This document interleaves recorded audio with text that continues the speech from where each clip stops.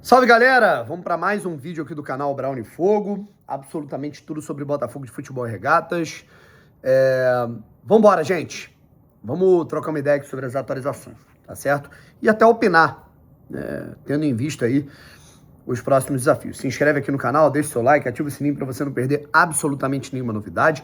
E eu acho que o Botafoguense está assustado, com o dia de ontem. Assustado quando ele começa com notícias de dezenas de funcionários demitidos, Assustado quando a gente vê uma atuação em que o Botafogo não cria absolutamente nada contra o Fluminense, num jogo em que, cara, beleza, você pode ganhar, você pode perder, o problema é a maneira como você perde, E não é postura do sistema de jogo, assim, o que o Botafogo foi capaz de fazer nesse jogo? Absolutamente nada, E isso me faz ter uma mudança de opinião do que deve ser feito em relação ao Campeonato Carioca, visando as próximas rodadas. Na verdade, o próximo desafio, que é o jogo de quartas de final contra o Flamengo. Tem contratação, tem situação aí envolvendo aporte, enfim. E as opiniões, sobre o elenco. Se inscreve aqui no canal, deixa seu like, ativa o sininho para você não perder nenhuma novidade. Primeiro de tudo, o Botafogo está monitorando a situação de um zagueiro / lateral esquerdo, que é o Lucas Frasson. Acho que faz sentido monitorar jogadores polivalentes por ali, porque eles podem atuar tanto como zagueiro, pelo lado esquerdo, quanto como ala, que é o que vem acontecendo com diversos jogadores, Matheus Ponte de um lado, agora o Alex Telles do outro, o próprio Marçal, nesse sistema de jogo, tá? Segundo ponto, o Botafogo está tentando correr para sacramentar a contratação do Medina, do Christian Medina, que seria importante também. E sobre essa situação, da grana que o Botafogo precisa, para outras coisas, ainda há uma rusga ali entre associativo e SAF. E volto a repetir. As partes têm que sentar e se resolver. O que não dá é ficar, puxa a corda de um lado, puxa a corda do outro, o tempo vai passando, os campeonatos vão acontecendo, o Botafogo não vai se reforçando e a situação fica complicada, a não ser que seja interesse, da parte de alguns, que a situação sangre, certo? Vou continuar travando as coisas aqui para que o Botafogo continue sem grandes investimentos, para que o Botafogo continue uma merda, para que a crise continue, você inflama o ambiente, joga mais gasolina, gera um caos que alguém vai se beneficiar com isso. Eu não ponho minha mão no fogo por ninguém, já falei, Mas as coisas têm que ser resolvidas. Inclusive o João Textor chegou ao Brasil mais uma vez, talvez para resolver mais situações. E sobre essa questão da demissão dos funcionários, é uma realidade, é uma consequência. O Botafogo demitiu funcionários de diversas áreas e funcionários, inclusive, muito qualificados, Gente grande, assim, acabou saindo, sendo cortada nesses aspectos pela crise financeira do Botafogo, nesse imbróglio, que ainda acontece, que pode ter tido ali uma amortização, pode ter tido ali um relaxamento, digamos, mas ela ainda acontece, ela ainda não foi resolvida 100%, tá? E aí, a gente parte para os problemas que o Botafogo tem que resolver olhando para o campo, Além desses fatores que precisam ser resolvidos. O Martin Anselmi, gente, ele tem essa proposta de jogo, tá? É o 3-5-2, são os laterais como alas, são os pontas, os meia atacantes fechando, trabalhando por dentro junto com o centroavante. E aí, meu amigo, geralmente, o que eu gosto? O que o Brownie gosta? E aí, foda-se que o Brownie gosta, Mas o treinador se adequando às ideias do time e trazendo um produto final baseado nas características dos atletas, O Botafogo contratou um treinador e, volto a repetir, chega dessa porra de ficar demitindo, troca. Meu irmão, a gente precisa de algo a longo prazo, sabe? E aí, a proposta de jogo do cara é essa. A ponto dele colocar um volante na zaga, um lateral esquerdo que geralmente joga por dentro na ala, o atacante jogar de lateral e assim vai, Um volante se machuca, ele bota um ponta e o ponta joga no meio, sabe? E aí tem dessas, ainda mais com um elenco curto do jeito que a gente está vendo, por conta das questões de transfer ban e também das lesões. Vou dar aqui 2 exemplos, Assim, o o Vitinho e o Telles, eu não acho que eles se adequam, né, a esse modelo de jogo, sabe? O Vitinho, ele pode ser um cara que ele joga por fora, né? Ele é um cara que ele atua no lado do campo, ok. Mas nesse sistema de jogo, o único cara designado a ir ao fundo é o lateral, é o ala. O que é diferente, por exemplo, daquele sistema de jogo do Arthur Jorge, em que o Vitinho, claro, tinha vezes que ia no fundo, mas ele tinha ali a companhia do Luiz Henrique. Só isso, né? Nesse caso, ele não tem essa companhia, porque o ponta ali daquele lado, ele vai fechar por dentro. No caso é o Arthur, o Santiago Rodrigues, né? E do outro lado, a gente tem o Alex Telles, cara, que é um lateral com características, eu diria, opostas à função de um ala. Eu vejo a galera criticando o Telles e eu não acho que a questão é o Telles. O Telles tá jogando... O Telles nunca joga mal, jogar mal. Errar pra caralho passe, dar um cruzamento que a bola vai lá na casa do caralho, pisar na bola, dominar errado. O Telles joga pra caralho. Desculpa o palavrão, gente. Mas eu acho que ele não é esse lateral motor. O lateral ideal para o Botafogo nesse cenário, nesse sistema de jogo, o lateral ideal para o Botafogo seria Cuiabano. Cuiabano. Seria o lateral ideal, motor.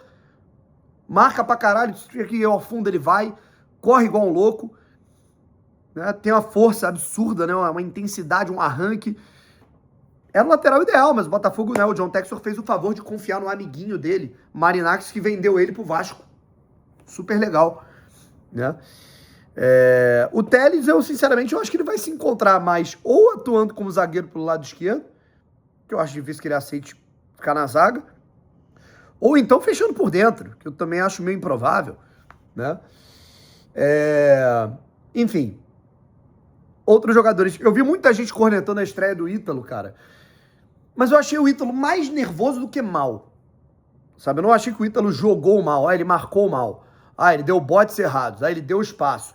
Não, a gente viu o Ítalo errando muitos passes, eu acho que muito mais pelo nervosismo, que eu acho que é importante ressaltar, que é a primeira partida profissional dele, tá? O Ítalo é um jogador de base que foi muito cedo pra MLS e aí jogou no Toronto B. Então é o primeiro jogo principal da carreira dele, sabe? Bruno, você acha então que ele é bom? Eu não sei, eu não conheço a característica dele, não conheço o jogador, já falei. Mas eu não acho que ele foi essa tragédia toda ontem. Eu acho que ele estava nervoso e errou muita saída de bola. Mas eu acho que na marcação ele não comprometeu tanto, por exemplo, quanto o Newton. Newton foi mal, tá? Arthur Cabral, né? Eu acho que o meio-campo ele estava desconexo ontem e acho que tem muito a ver com o coletivo. Eu achei o Montoro apagadíssimo, mal, desligado. O Danilo era o único que tentava fazer alguma coisa diferente. Barreira também não entrou bem, embora não tenha entrado na dele. Matheus Martins entrou mal. Natan Fernandes entrou mal. Arthur também não, embora não tenha sido dos piores, mas sobre Arthur Cabral, cara, eu acho que esbarra no custo-benefício, de verdade. A gente compara o Arthur Cabral com o Tiquinho, tá? Tiquinho e Arthur Cabral têm carreiras muito parecidas, inclusive, tá? O Arthur Cabral tendo um início de carreira até mais promissor. Por que eu tô fazendo essa comparação? Eu vou chegar lá. O Tiquinho Soares começa lá no futebol da Paraíba, depois ele vai pro futebol de Alagoas, depois eu acho que ele joga num time do Sul, aí ele vai pra fora, se encontra, joga na Ásia, joga pra cacete no Porto, joga no Olympiacos e aí vem pro Botafogo, né? O Arthur Cabral, ele tem um destaque muito significativo também no Nordeste, só que num clube mais expressivo, que é o Ceará. Aí ele vai pro Palmeiras. No Palmeiras ele não consegue engrenar, embora tenha marcado uns golzinhos. Aí ele vai pro futebol europeu. Ele joga no Basel da Suíça, um mercado ali parecido, digamos assim, com o Olympiacos da Grécia. Joga pra caramba, tanto é que alcança a seleção brasileira. É convocado para 2 datas FIFA. Vai pro Benfica. No Benfica ele tem um momento muito bom. Aí depois ele decai bastante. E agora ele tá no Botafogo. A grande diferença, né, primeiro, preço, né? Se o Arthur Cabral fosse um cara que tivesse chegado livre no mercado, putz, acabou o contrato dele do Benfica, o Botafogo foi lá e pegou o cara. E o cara não tá rendendo. Putz, paciência. Acontece. Questão física, não tá acontecendo. O Botafogo pagou 15 milhões de euros no Arthur Cabral. Eu acho que é um valor muito, muito, muito expressivo, muito significativo para um atleta que, cara, assim, ele teve momentos de qualidade, mas ele nunca foi, assim, em nenhum clube que o Arthur Cabral chegou, tirando o Ceará, né, ele foi o cara que, irmão, dono da camisa 9, dono, centroavante, durante toda a passagem dele o cara é um esculacho. Não foi, tá? E aí faça a comparação com o Tiquinho Soares. Tiquinho jogou um espetáculo no Porto, né? Aí depois ele jogou no Olympiacos, o Botafogo foi lá e trouxe o Tiquinho praticamente livre no mercado. Era uma oportunidade. O Botafogo viu um atleta que tinha um bom pivô, uma qualidade, marcava muitos gols, era o que o Botafogo precisava para a época, e o Botafogo foi lá e pagou, acho que ali, uma compensação financeira para o Olympiacos de R$1 milhão, uma coisa assim, 1 milhão, 2 milhões de reais, né? Meu irmão, pro que o Tiquinho produziu no Botafogo, 22, 23 principalmente, de graça. Irmão, eu não tô falando só de gols não, tá? Eu tô falando de qualidade. Você jogava um javali pro Tiquinho, ele dominava no peito, amaciava, tirava 2 zagueiros e sofria falta. Você jogava uma máquina de lavar, uma frigideira queimando, ele ia, toma, amaciava a bola, grudava nele como se fosse um imã, braçada pra aqui, braçada pra lá, caía 3, virada de jogo. E o Arthur Cabral, que é um jogador grande, estatura, porte grande, mas com armário. O Arthur Cabral, se você cair na porrada com ele na balada, você tá fudido, irmão. O soco dele não desmaia o cara. E qual que é assim, a prerrogativa quando você tem um cara menos móvel e você tem um cara mais troncudo? Você vai perder no arranque, você vai perder na velocidade, você vai perder no drible, mas você vai ganhar em força, você vai ganhar em jogo pelo alto, você vai ganhar na casquinha, você vai ganhar na segunda bola, você ganha porque o cara protege a bola, você ganha 3, 4 segundos com a bola dominada, o seu time vem pra frente, você obriga o adversário a baixar o bloco. É pra isso que serve o centroavante, esse pivô, né? E o Arthur Cabral, em alguns clubes que ele jogou, ele sempre teve essa qualidade, essa característica. No Botafogo nem isso ele tá tendo. Eu não tô falando só de gol não, gente. Tá? Não tô falando só de gol. Inclusive, eu acho que o Arthur Cabral ele tem dificuldade com jogos rápidos, sabe? O Arthur Cabral, ele... Não sei. Eu, por exemplo, eu acho que ele é um cara que ele não se enquadra no sintético, sabe? Porque eu acho que o jogo é muito corrido pra ele. É um cara que perde muitos gols e o que mais me irrita dele, além dos gols perdidos, é como ele não vem conseguindo ganhar pelo alto, ganhar no pivô, ganhar dividida, ganhar trombada, ficar com a bola contra adversários de baixa estatura, como a gente viu em vários jogos. E ontem, por exemplo, contra o Freitas, né, cara? Que com todo respeito, o Freitas é um zagueiro limitadíssimo. E o Arthur Cabral perdeu a grande maioria dos duelos pro Freitas. A grande maioria, pelo alto e no chão, sabe? E volto a repetir, o Botafogo pagou 15 milhões de euros no Arthur Cabral. Não dá, irmão, não dá. Assim, o custo-benefício é péssimo, péssimo. O investimento não era para ter sido feito. Como vários de 2025. O Botafogo, ele torrou dinheiro, o Botafogo jogou dinheiro no lixo, sabe? Uns 600 milhões que o Botafogo gastou naquela janela, 500 milhões. O Botafogo gastando 30% com um pouco mais de olhar clínico. O Botafogo poderia ter montado um time um pouquinho melhor, eu diria. E goleiro, desculpa, nós não temos goleiro. A verdade é essa, tá? Inclusive, contra o Flamengo, eu iria de Raul.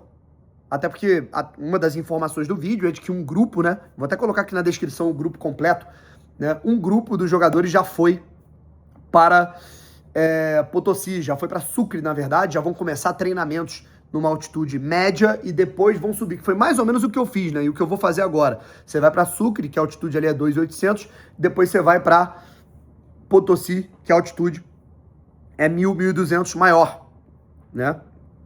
3.600, por aí. E alguns jogadores já estão lá. O Léo Link foi para lá, por exemplo. Então, no sábado, no domingo, contra o Flamengo, eu iria de Raul, tá? E não é para poupar o Neto. Eu iria de Raul porque eu acho mais seguro.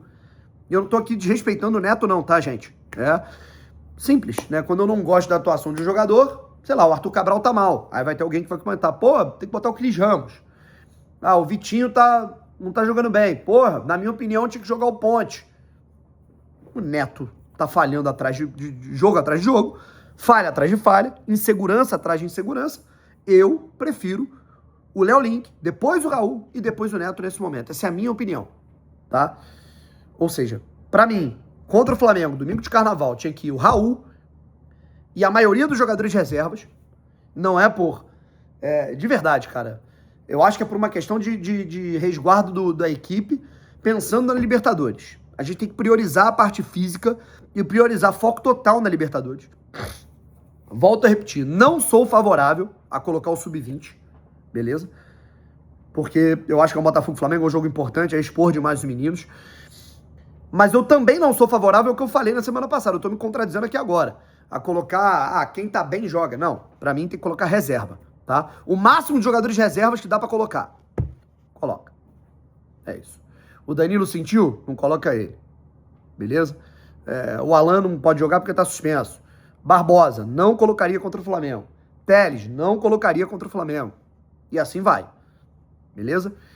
Então é isso. E pra mim, na quarta-feira que vem, Botafogo e Nacional de Potosí, Léo Link tem que ser o goleiro do Botafogo. Então, gosto do Léo Link pra caralho? Não. Confio no Léo Link? Não. Mas eu confio mais do que no Neto. Beleza? Nesse momento, eu prefiro o Léo Link do que o Neto e prefiro inclusive, o Raul do que o Neto. Essa é a minha opinião. Essa é a minha leitura. Um abraço, gente. Até a próxima. Tamo junto e fui.